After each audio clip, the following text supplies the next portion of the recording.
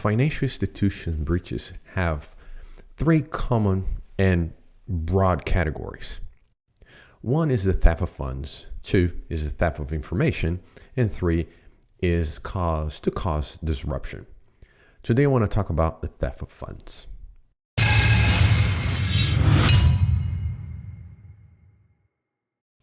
The theft of funds, there's the motivation piece and there's the tactics.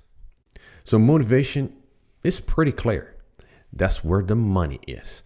And attackers and individuals trying to hack banks and financial institutions in general are after the money.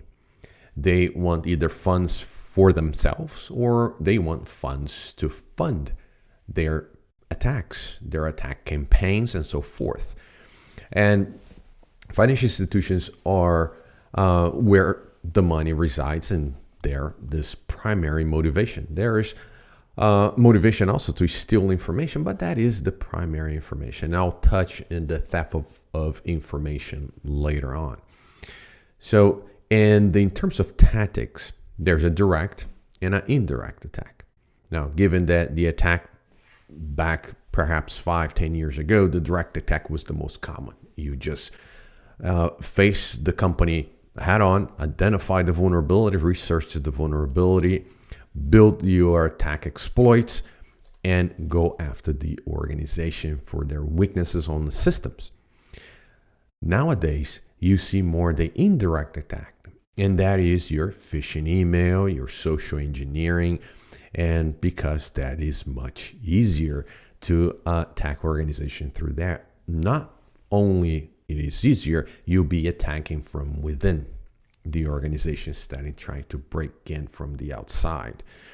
In addition to these indirect attacks, there is two other subcategories to that. One is once you go in and out quick. Get the information, get out quick before you get noticed. And there's the slow cook, right? You just go in there, take your time. You've been there for a long time, and that's your APT, Advanced Persistent Threat. They stay on your organization for months at a time.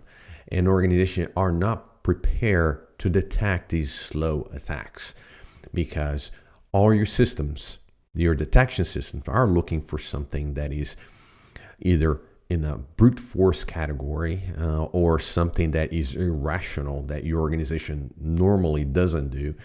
And these slow attacks are in there understanding your network, understanding how communications go across, and they will just, get an account, elevate their privileges, and little by little start exfiltrating that information. Sometimes some APTs have been known to be in your organization for 6, 8, 9 months before even being discovered, and making it difficult to recover from these attacks.